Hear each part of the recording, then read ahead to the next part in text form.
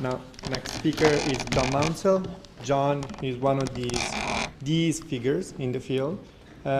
He's a professor at Harvard in neurobiology and had his PhD from Caltech. And John is one of these persons that once he publishes a paper on a topic, everyone believes it forever.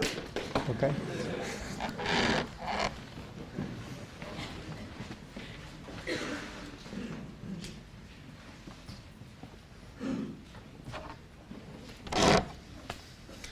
Well, thank you, Franco, and I'd like to thank everyone at the Academy who's been involved in setting up this meeting today and for inviting me here to talk about our work.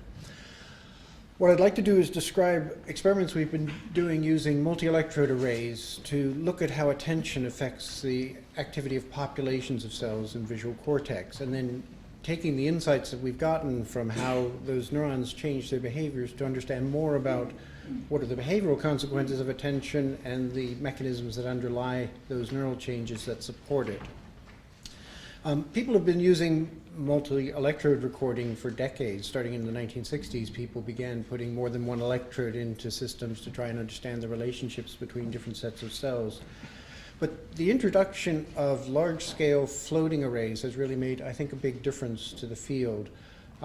It's now quite economical to put in 100 electrodes at a time and record simultaneously from them and collect data in a way that's much more efficient than was possible before, and which allows you to look at the sorts of correlations that Adam described. I think Adam did a great job of introducing you to the electrodes. I might just mention there are some drawbacks, of course. They are permanently, chronically implanted in the animal, so you have no opportunity to go hunting around for new properties or new structures. They're really designed to be used only on superficial cortex, so a lot of the cortex we're interested in is deep in sulci, and nobody really knows how to get these sorts of arrays into those locations. Another important constraint is one that Mickey brought up. When you're recording from 100 different neurons at the same time, you can optimize things for one or perhaps two, but for most of the cells, it's just a fact that they'll be dealing with stimuli or conditions that really aren't optimal, and many of those cells won't be doing anything of interest just because you are not in the domain that they're interested in working in. But if you can design experiments that sort of operate within the bounds of these constraints, it does turn out to be a terribly efficient way to work. The recording quality of these electrodes is just as good as it would be with single electrodes. So it's quite typical to come in and find electrodes that are isolating nicely isolated units, or in some cases like this one, multiple individual units can be separated out. More typically, because these electrodes don't move, you take what you get, and on most of the electrodes what you will get is not noise, but small multi-unit clusters. One unit that's not quite perfectly isolated, or maybe two units that are mixed together. Not a very large number of units, but I should make the disclaimer here that I'm going to slip into describing units in this talk, and whenever I say units here, I mean some single units, perhaps a handful every day's recording, but mostly we're talking about small multi-unit clusters. In our experiments, we haven't seen any distinction between the properties of the individually isolated units and the small multi-unit clusters, so I don't think it's misleading to present them in this way, but I just want to make sure you understand that unit here means multi-unit almost always, or at least a mixture of single and multi-units. But the yield is good. On a typical recording day from 96 electrodes, we will get multi-unit clusters from maybe 2/3 of those electrodes. So this just plots the number of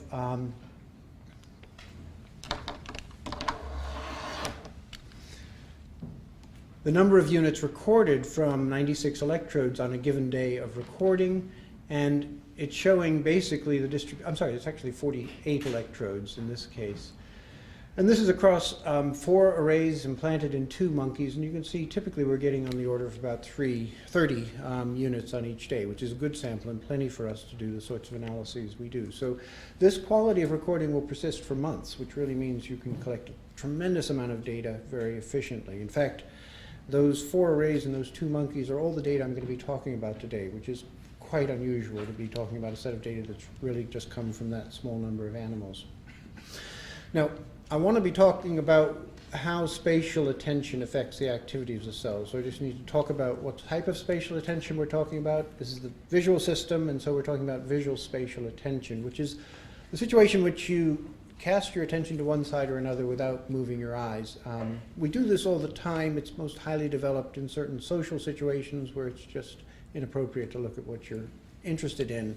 But this sort of shifting of attention has pronounced behavioral effects. You are more sensitive, you have faster reaction times, you have better thresholds. This is why you do it. Basically, this is the benefits that attention give you.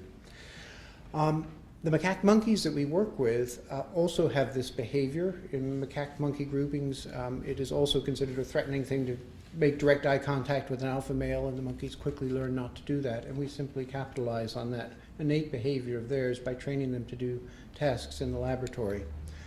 A typical sort of task that they will do will just be of this form. We have a fixation point on the screen.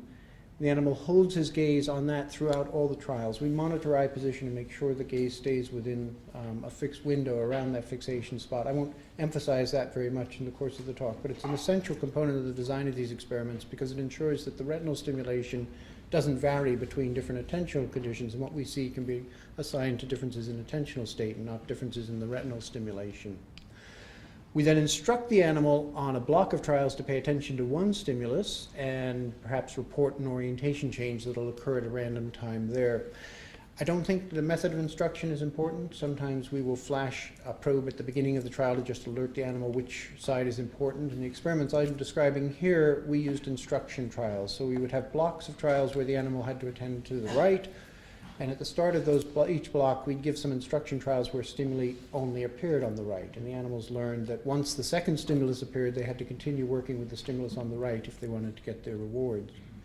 When you do this sort of manipulation, you see the sort of effects you might expect. So that if the changes occur primarily at the instructed side, where the animal's been told to pay attention, they can be detecting small changes quite reliably. But if the same change occurs on the side where they're not expecting it, the performance will drop down. And this is the behavioral signature of attention. In fact, this is evidence that the animals are actually using our instructions and directing their attention to one side or the other.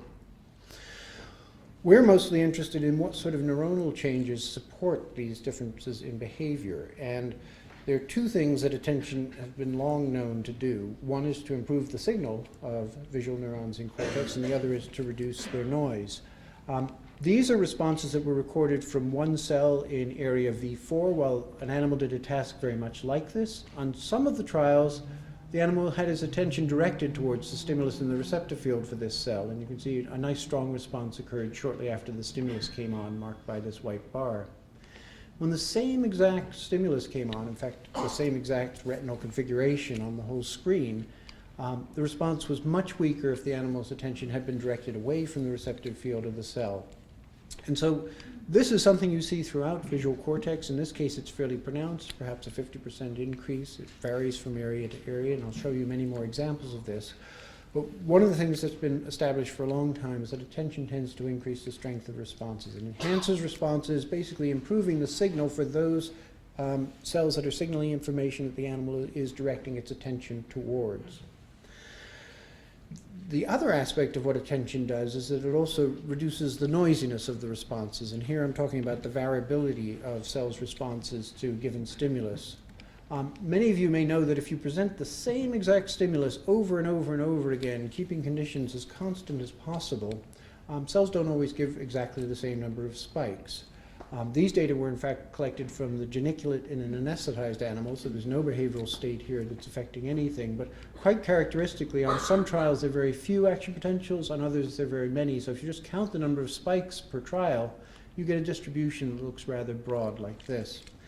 The breadth of that distribution has implications for the quality of the signal from that cell, because it really determines how easily you can use that cell to distinguish different stimuli. So, for example, if you have an orientation tuned cell and you want to know whether it's orientation 1 that's being presented or orientation 2, those might produce very clearly different mean responses, but this sort of breadth of the distribution in what you might get on a given presentation means that if you assign a particular criterion to say that responses above that line are this orientation and responses below are that orientation, you're going to have some miscategorizations here, and the number will depend on how similar the orientations are, but also how broadly this distribution is. You could see that if the variance were reduced, you'd do a much better job of distinguishing those types of stimuli.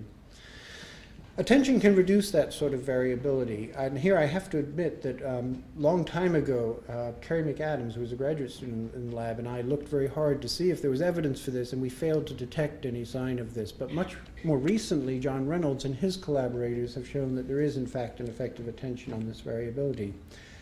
They looked in area V4, which is also where we were looking, but they achieved a difference by doing something we didn't do, which is separating the cells into broadly spiking cells, which are thought to be pyramidal cells, the output cells from the area, and narrow spiking cells, which are thought to be inhibitory interneurons.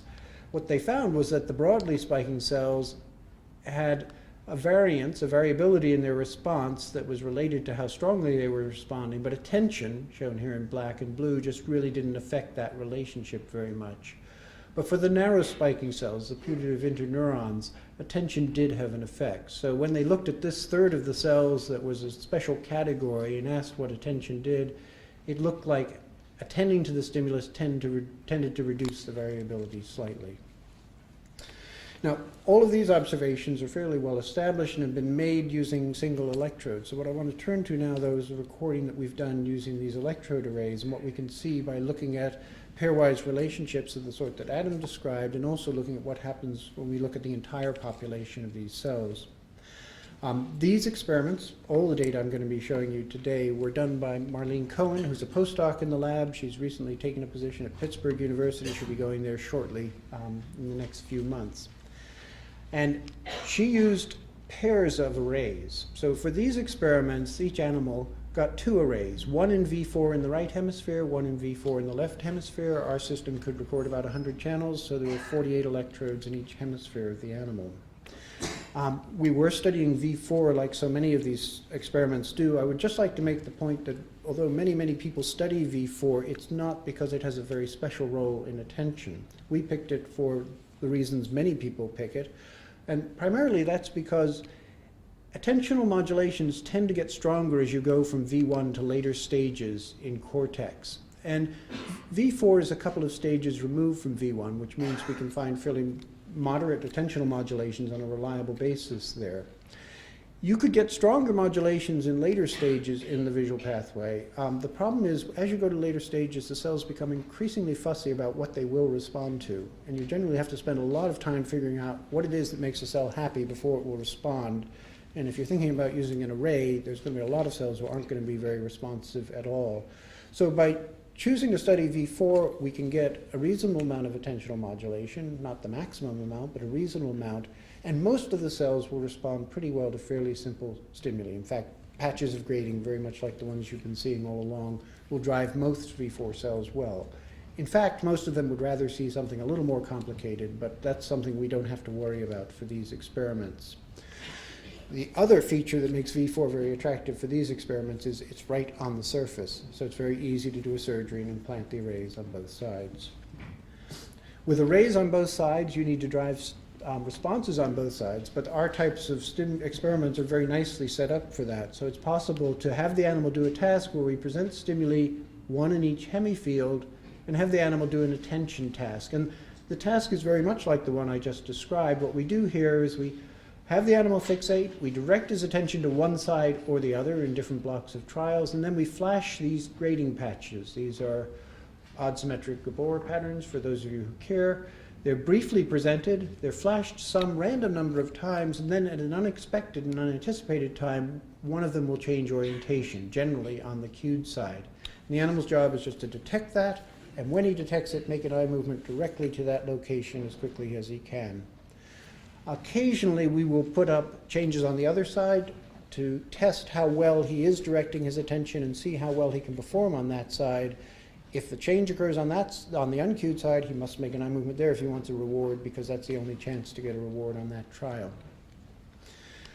With the arrays in both hemispheres, we typically find that there's a cluster of receptive field centers from each array, and that the receptive fields generally don't overlap. So we can position each of these stimuli so that one of them activates the sites in one array and the other one activates the sites in the other array, and we can see the relative effects of shifting attention from one array effectively to the other array.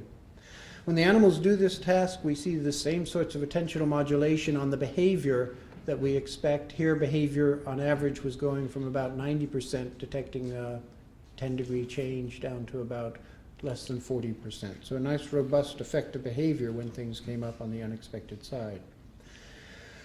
Looking at the units that we recorded from, we saw the same things that have been seen with individual electrodes. So, for example, we see a stronger overall response from recording sites when the animal is paying attention to the stimulus that's activating them, and a weaker response. You can see here, we don't see much modulation in the initial transient of the response. It's mostly in the later stages. That's not really well understood why that's the case, but it's quite characteristic. When responses don't have transients, you can usually see a modulation throughout the entire response, but when you have a transient, it seems to mask this modulation. I also have to point out this ripple that you're seeing here. There's a lot of interest in oscillations, in local field potentials, and I have to say this is not interesting. This is an artifact. That's the refresh rate of our monitor. The monitor has 75 hertz refresh rate, which normally you wouldn't see, but by the time you average very large numbers of units, you can actually pull that back out. So you will see that ripple, but I don't think you should put too much stock in it. I mentioned that attention also reduces the variability of neuronal responses. We saw that as well. We looked at the ratio of the variance to the spike count, which is called the Fano factor. Typically you find values around 1, and what we found is that when the animal was paying attention to the stimulus, there tended to be a lower ratio, less variance, than when he wasn't paying attention to the stimulus. And as it also is seen, the variance also comes down with the response onset. But it's this modulation that had been reported previously. We also see that. That's all comforting, but now we need to look at the things that we can see for the first time by having many electrodes recording simultaneously from many different sites. And one of them is the pairwise correlation. How much does the variability in one neuron associate with the variability in another? And here, in just simulated data, you can imagine you have two cells you're recording from, neuron 1, neuron 2, as we've discussed before. Each of those is variable in terms of its response to the stimuli that are presented. But the question is whether there's a correlation, whether they tend to co-vary. And as you can anticipate based from Adam's talk, there is some correlation.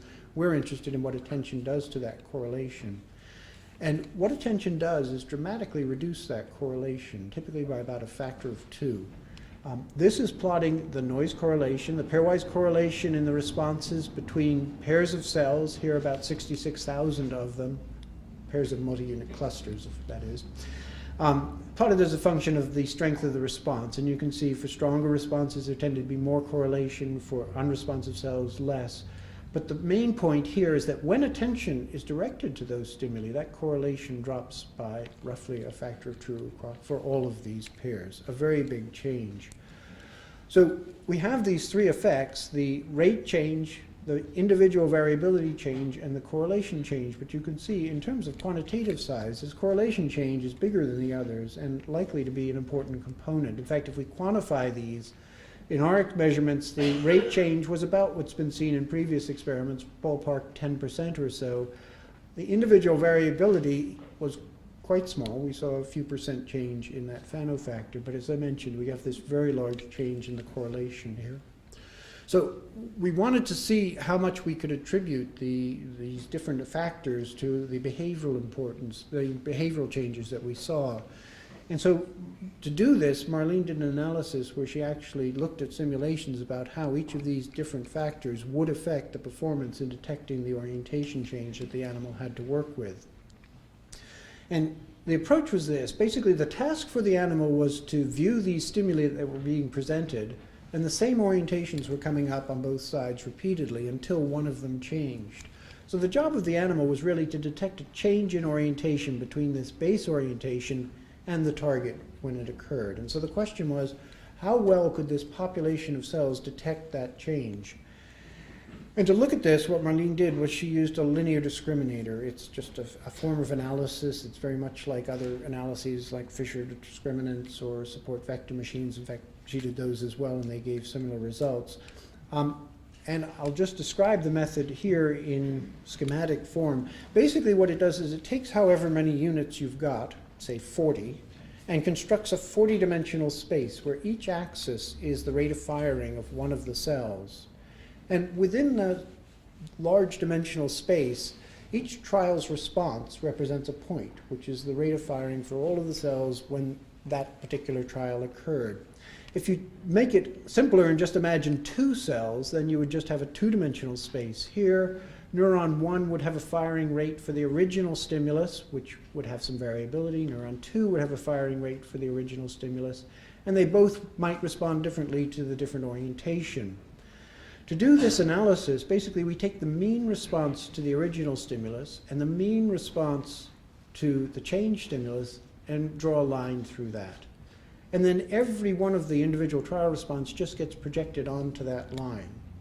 And that's very simple for two dimensions. If there were a third dimension, we could still create a line and project everything onto that line. And in fact, for a 40-dimensional space, we can construct a line and project everything onto that line. And then the question becomes, how well separated are the responses to the original stimulus from the responses to the change stimulus? And these are actual data from one day's recording. This is a 38-unit sample here. The analysis was done in the 38-dimensional space, and the distributions look like this. You can see that there was a difference between the base stimulus in orange and the change stimulus, the target orientation. And we just quantified this using a standard measure of D prime, which is just the difference in the means of these two distributions divided by their standard deviations. And you can see they're slightly offset here. The question is what attention does. And in fact, attention makes this a much cleaner separation. These are the responses from the same cells taken from the condition where the animal was paying attention to the stimulus in their receptive field. And you can see in the receptive fields, you can see the separation is much greater here, and in fact you'd do a much better job of saying whether a particular response was the base stimulus or the target orientation. And so this gives us a way of asking, what is attention doing? How much is it improving the performance of this population, its reliability for detecting this change? And it also sets things up so we can now ask, how much do those three factors contribute to this improvement? How much does the mean rate contribute? How much does the individual variability reduction contribute? And how much does the reduction in correlation contribute? So these are the same data that we were just looking at. A D prime of 1.5 on this axis here, 1.5, goes to a D prime of 2.4 when the animal's paying attention.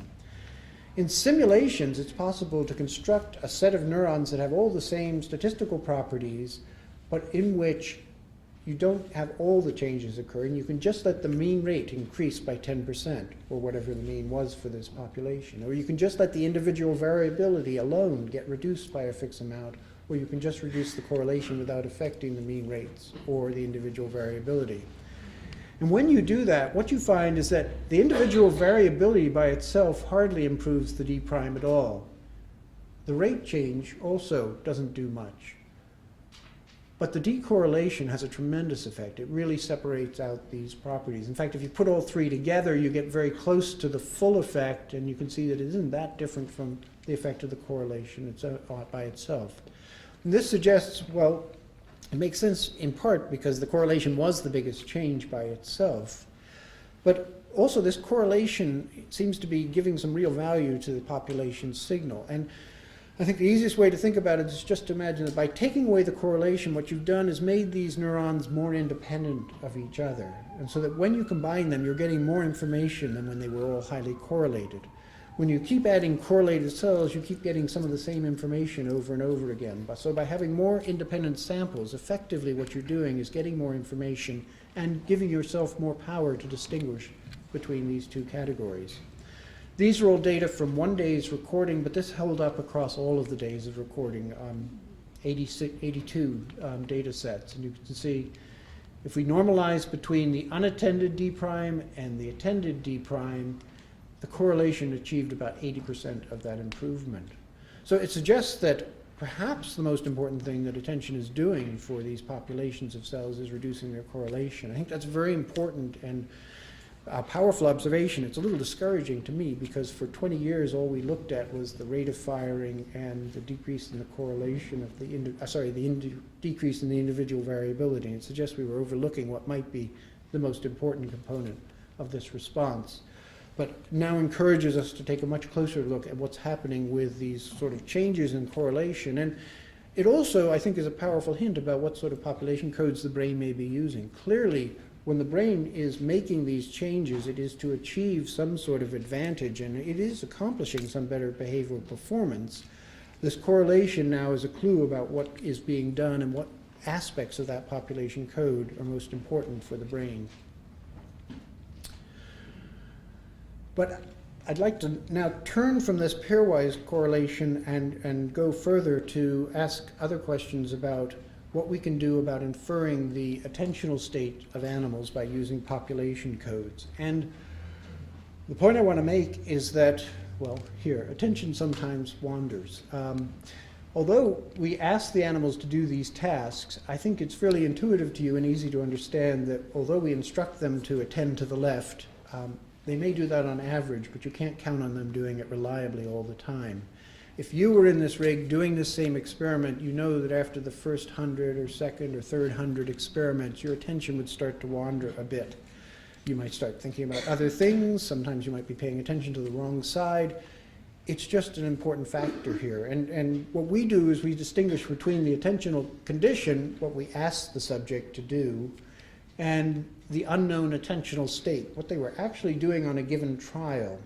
And we really can't pull this out, and I don't believe this has been studied very much. In principle, you could ask a human subject, you know, how was your attention on that trial, and get some information about that. It'd probably be a pretty noisy signal, a pretty unreliable signal. And what we wanted to do was see whether by having these populations of cells, we might be able to pull out a signal that told us something about the animal's attentional state that would allow us to infer what his behavior was and how much we should expect on a given trial.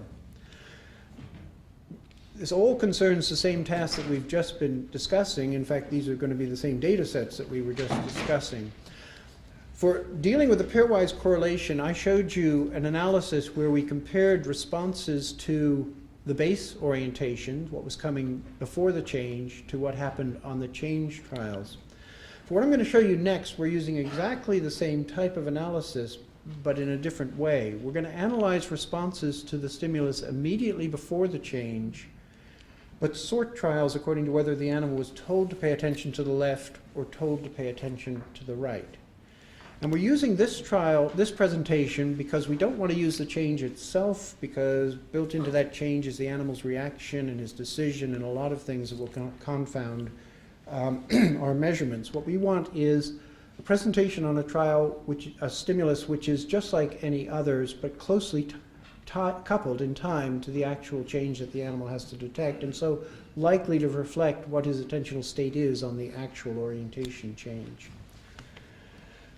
We did the same sort of linear discriminant analysis here. We have, for example, 2 neurons, although again we're talking about higher dimensional spaces. We have the average response on all the trials when the animal was asked to attend to the left, for neuron 1, for neuron 2, giving us a point in the space. We have the average response on all the trials to the same stimuli when the animal was asked to attend to the right. And we're picking those conditions because we think those are actually likely to best reflect what changes in the population when the animal shifts his attention around.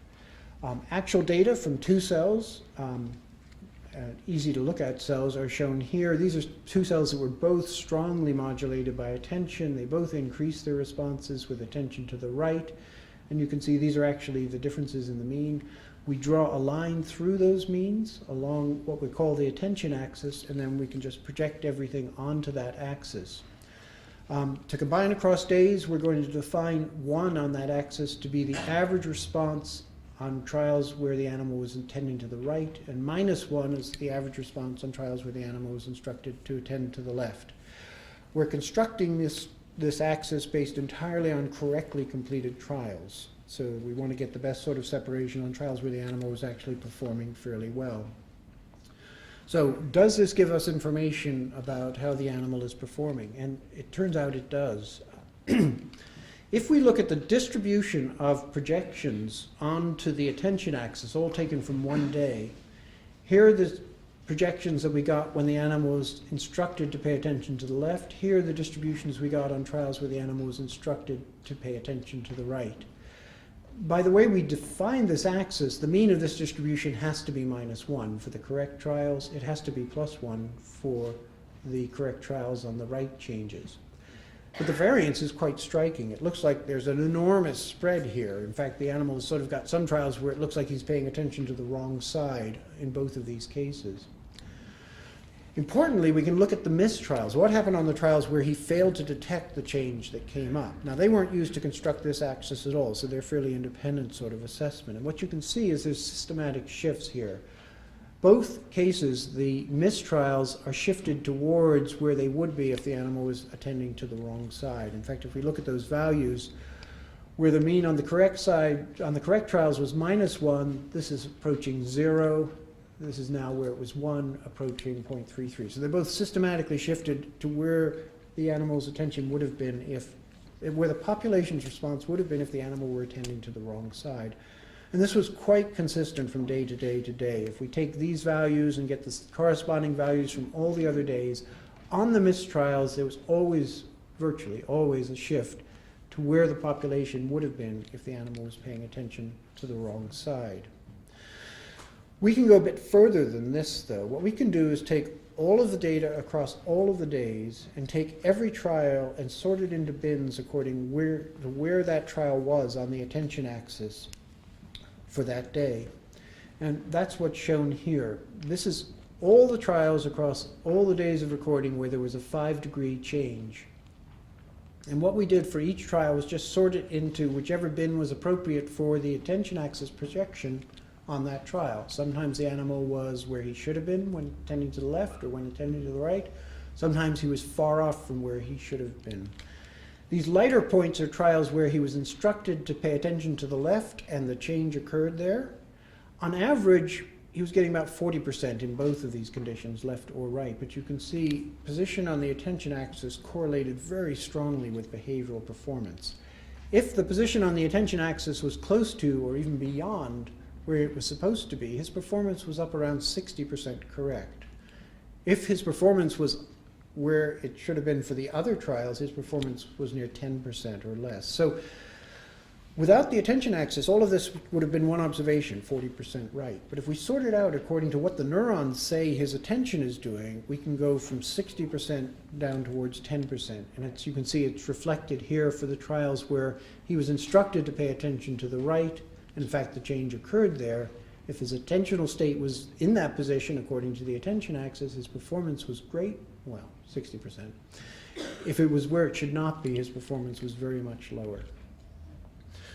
So it suggests that this attention axis really is telling us something about where the animal is distributing his attention, and it gives us some powerful information about what the behavioral performance is likely to be on those tasks. In fact, if we try to predict whether the animal will or will not detect the stimulus based on where the attention axis projection is on the stimulus before the change, an ROC analysis, receiver operating characteristics, can get you a value about 0.8. We can predict with 80% correctness whether the animal will hit or miss on a given trial.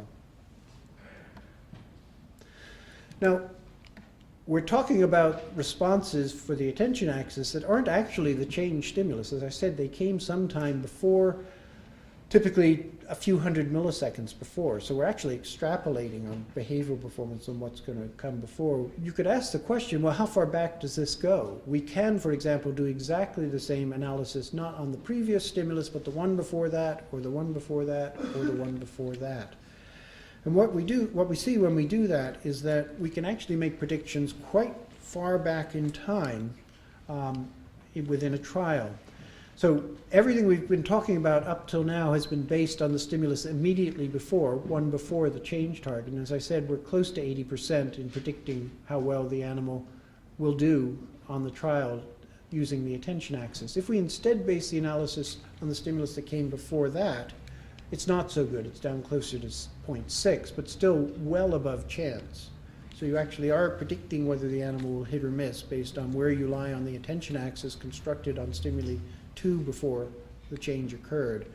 And in fact, if you go back 3 or 4 or 5 before within the trial, it doesn't change very much. Basically, there seems to be some relatively slow changes in the attentional state that will affect how the animal will do on a given trial, that you can pick up several seconds in advance. Clearly some fast changes too, and the change is actually over here, so potentially there's more going on that we don't have the resolution to pick out. We can also go back further in time. We can take the stimulus preceding the change on this trial, which is shown here, and we can go back to the previous trial and ask, if we use the stimulus before the change on the previous trial, how well can we predict what he's going to do on this trial? And you can see there's still some prediction. In fact, it's very close to what you were getting at the start of this trial. And as you go back 10 or almost 20 trials, you're still seeing some indication. So it looks like there's some fairly slow fluctuations in attention that are occurring over the course of minutes, as well as some much faster ones. And we're hopeful now with new experiments that are designed to look with more temporal precision, we can actually track these and get some idea about what the sort of frequency spectrum of attentional modulations are, and get some idea about how quickly these things change from one trial to the next.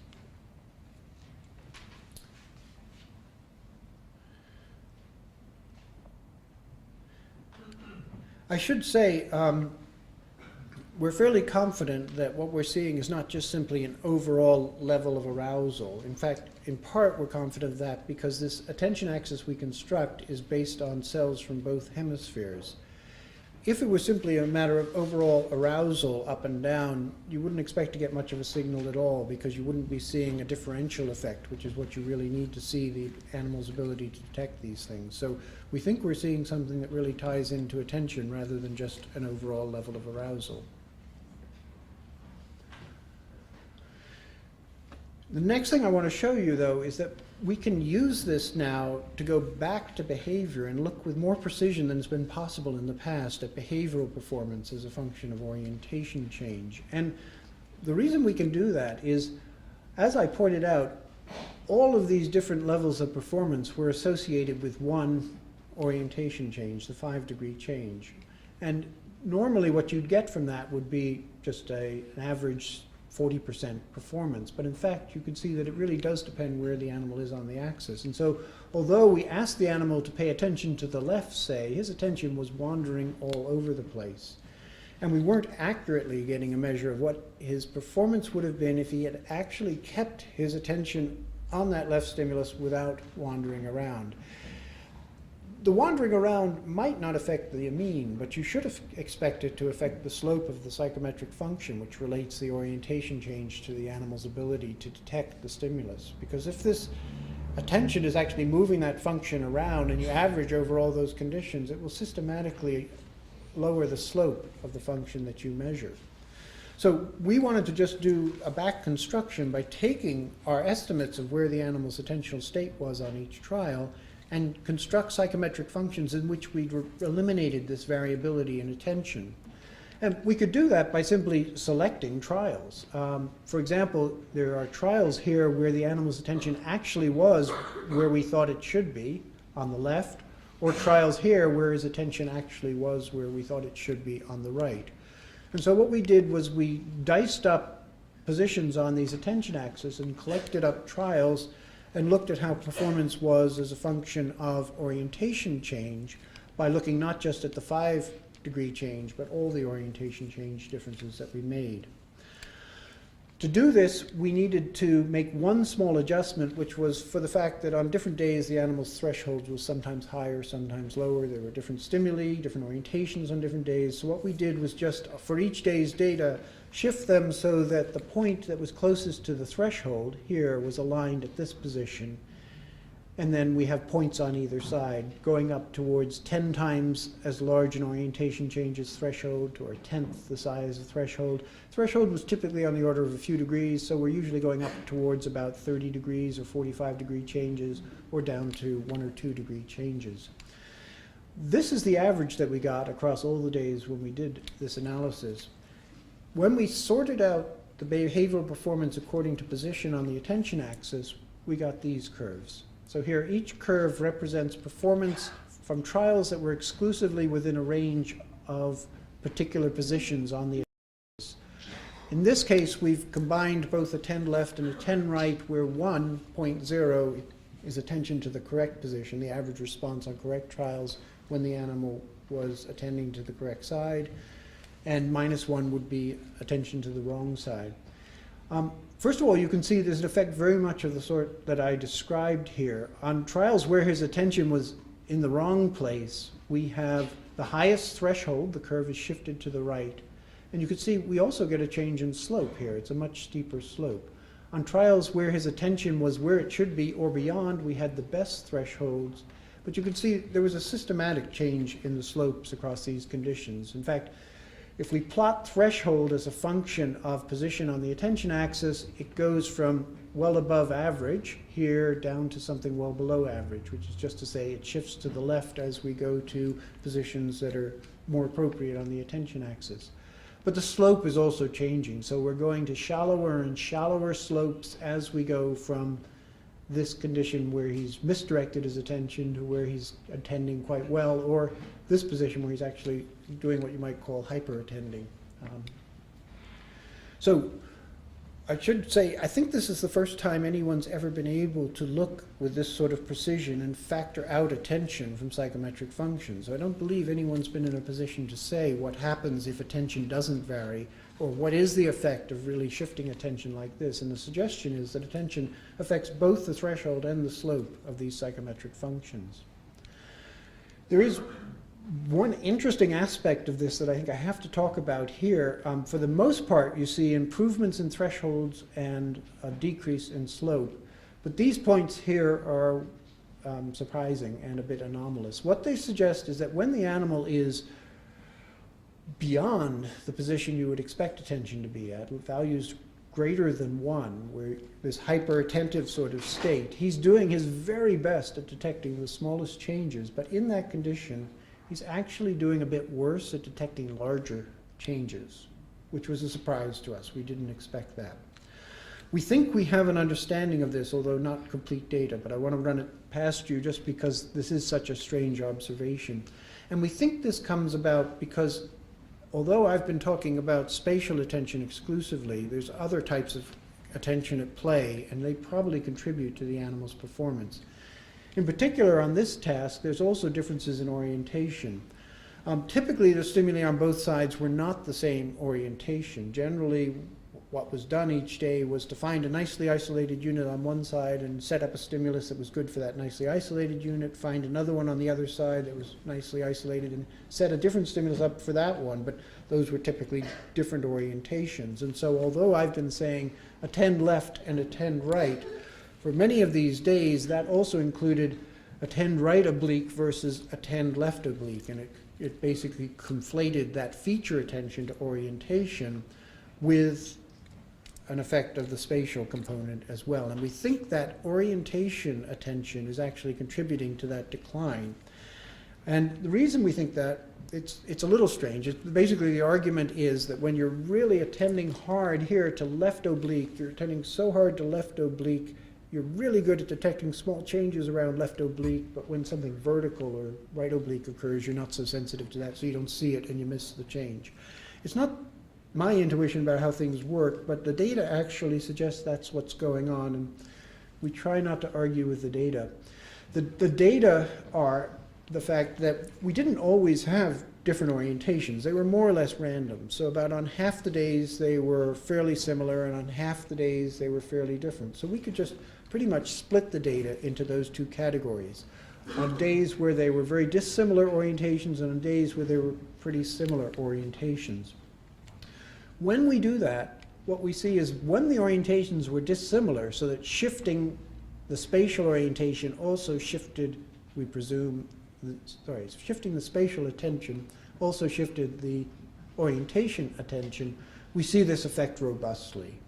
And so what we're suggesting is that when the animal is attending like crazy to left oblique, he's not very sensitive when a big change occurs and presents an orientation far from left oblique.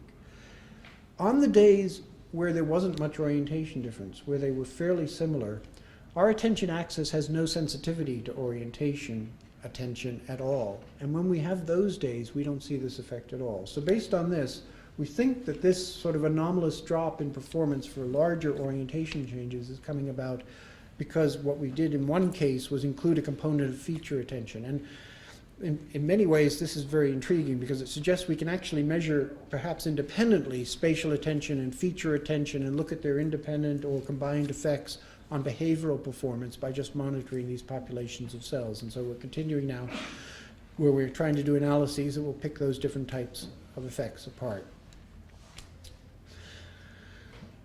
The one last type of data that I want to turn to, though, is something that's more related to the neuronal control of attention. It's a fairly simple observation, but I think a fairly profound and important one in terms of how attentional modulations occur in visual cortex. And it relates to the mechanism by which you get this differential activity from one set of cells to another.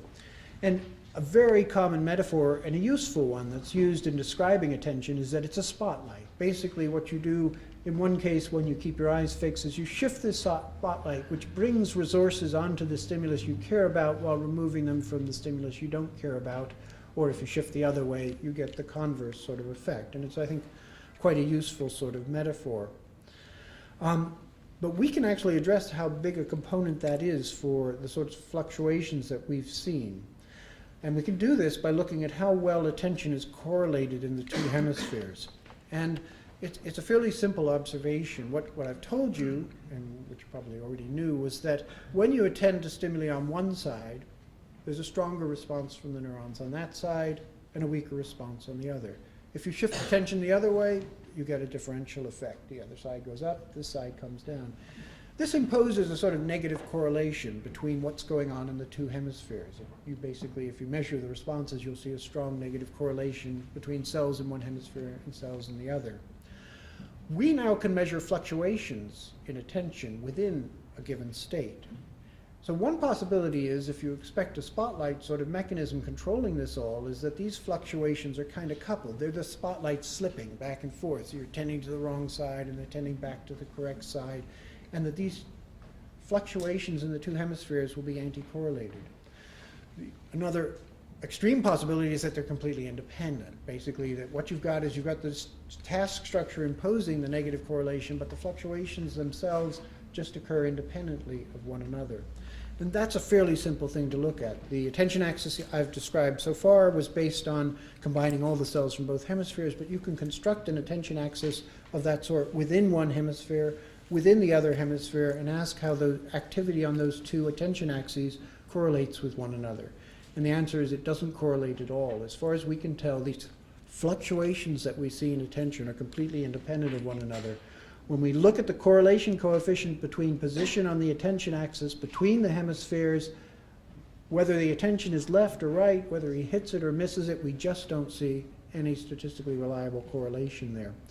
It's not that we lack the statistical power. If we take the cells within one hemisphere, split them in half, construct axes independently for those half populations, we can see nice correlations within a hemisphere, but we don't see anything between the hemispheres. It suggests these fluctuations, of course, are controlled by retinotopically local mechanism. It raises the possibility, though, that there is no central spotlight at all, and that basically you have retinotopically local control.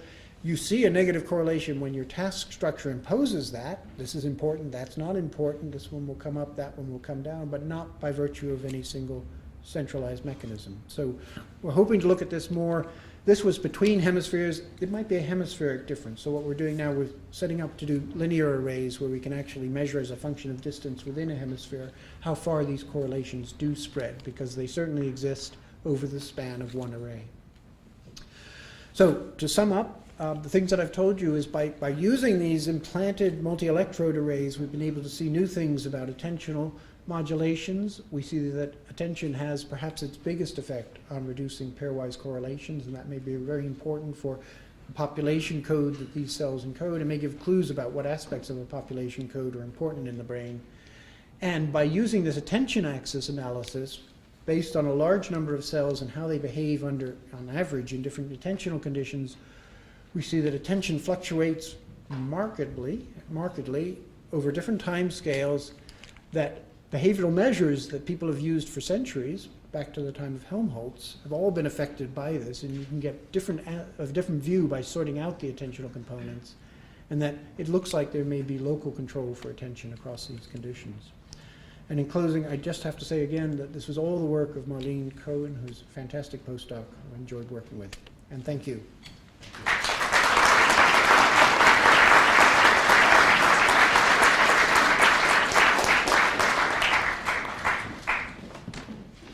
Time for questions? Why do you think it takes effort to overcome correlations on one side?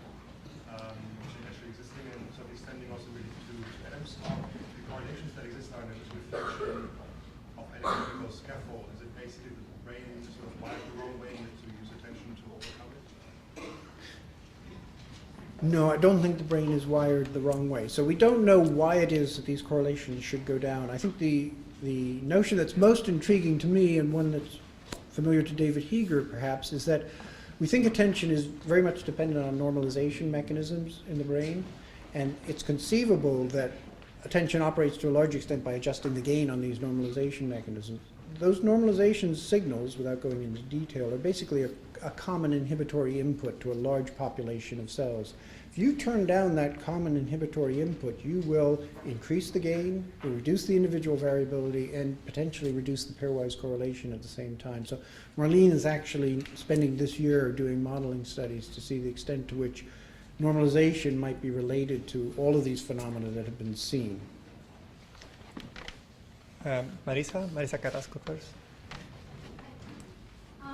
So you report that the fluctuation of attention is independent of both hemifields, and I was wondering whether you've looked at whether that is the case as a function of the similarity or dissimilarity of the orientation.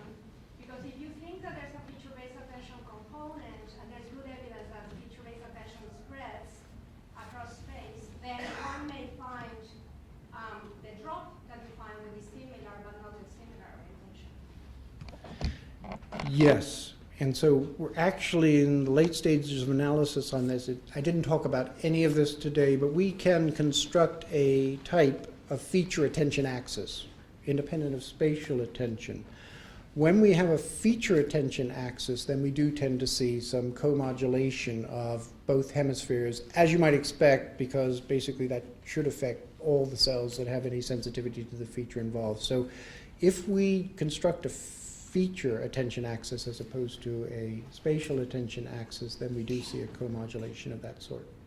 So in spatial, you wouldn't see that drop if you're just looking through the similar orientation? Well, in spatial, to do it, we had to drop off one half of the cells, right? So it was all within one condition. There was only one orientation involved. So we couldn't get a feature with our design when we compared between hemispheres for using the data that we have here now. One more question, then David. Really amazing results. What I was wondering about is whether the attentional axis can account for, on a trial-by-trial basis, the reaction time of the animal. And the second related question is about feature-based versus attention-based axis. If I understood correctly, it seemed like the attention-based axis, the attentional axis that you constructed, seemed to account for some of the feature-based attention as well. Do you have any comments on that? Yeah, in terms of the reaction time, yes, it does. So just as I showed you performance as a function of position on the attention axis, if you do the same thing for reaction time as a function on the attention axis, you see the same sorts of effects. They're not as beautiful and they're not so symmetric, and so I didn't show them here today. I might also, as another disclaimer, just make the point that you might expect that position on the attention axis would tell you how well you're going to do regardless of whether the instruction was to attend left or attend right. If the change was on the right and you were here when you were told to attend right, or if the change was on the right and you were here again when you were told to attend left, you might think your performance would be exactly the same, and it's not. So the attention axis does not completely explain behavioral performance in that way. More than half of it does, but there's still components in there that it doesn't explain fully. In terms of the feature and spatial axes, I'm not sure exactly what the question was. Our analyses so far have looked to see whether those are having independent effects or whether there's any interaction between them. So we can, from the same data, from the same cells, construct an attention axis for space and an attention axis for feature. We can predict what they should be if they're independent. And it looks like there's a little bit of interaction between them, but we're still in the early stages of that analysis. David, last question. A really quick one again about spatial versus futural attention, but now with respect to your first result, the reduction in correlation. Have you split out that analysis by whether the two orientations are similar or different? I'm just wondering if the reduction in correlation is dominated by a feature or spatial. I wouldn't say dominated, but you notice when we plot correlation, we do it as a function of rate of firing And that's why we had this plot that sort of brought the slope down. That axis is correlated with orientation similarity or difference between the two cells, basically to get a strong average response. Both of them like the same orientation, so you tend to see, as Adam said, higher correlations when they have similar orientation preferences. But even in the cases where neither of them is too happy, including many where they have very different orientation preferences, they start from a low correlation, but it still seems to come down. So we have a short discussion section now for all the speakers. Are we going to set up chairs, or we just the morning speakers? Yes. Can we do that? Right. For 10 more minutes to answer questions. Okay, please go ahead if you have any more questions about all the talks.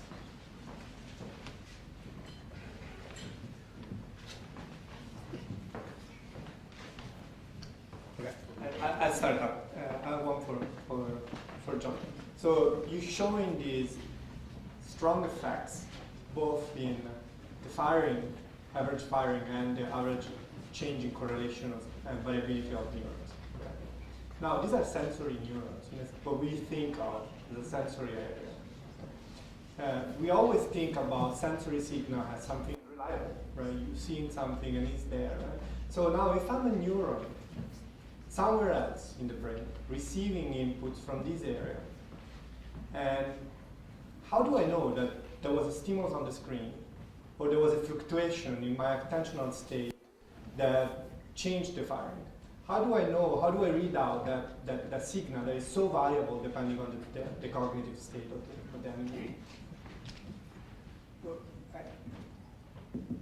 I think it's interesting you put it that way, because I've always considered this the beauty of how attention works in the brain, in that my view of what attention is doing is it's going into your sensory representation and it's making the correct adjustments for what you care about now, what you think is important, what you imagine is likely to happen. So, in sort of probability sense, it's putting in your priors. You know something about the world around you, and you're going to adjust your representation. And usually, I think of it in terms of detectors. You've got a lot of detectors back there. You're going to actually adjust all their criteria so that they're going to be more likely to detect the things that you care about, and less likely to send signals about things that you're not interested in knowing about. And I've always thought the beauty of it was that if you imagine a separate decision process or a cognitive process, it doesn't need to know what's gone on in the sensory representation. It just proceeds with its decision with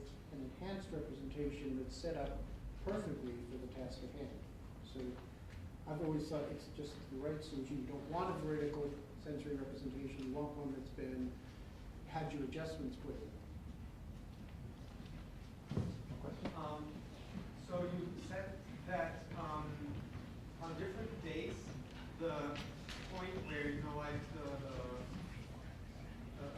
percent correct was and stuff was different. So I'm wondering whether, because you normalized the attention line or on each day separately, whether you would say that on some days monks were more, not necessarily alert, but could attend or focus attention better than on other days, and whether the actual normalization would show, whether the normalization factors would kind of reflect that. Well, yes, monkeys are like you and I. They have good days and bad days. So certainly there are days where they're doing very much better than on others. I think potentially you could begin to look for those things, but in our case, I think most of the differences that we see in threshold from day to day reflect what we did with the stimuli. As I mentioned, each day would set them up differently, and the animals have preferred orientations. Certainly when we made them smaller, the animals didn't enjoy that as much, and their thresholds would be worse in those days as well. So I think we were normalizing out primarily differences in the stimulus components more than their mood. They are fairly reliable workers. Let's take questions also for the other speakers, if possible. Does anyone have a question for the other previous speakers? Yes, for Dr. Hillman, the model is so elegant, clearly with enormous potential for exploring in greater detail pathophysiology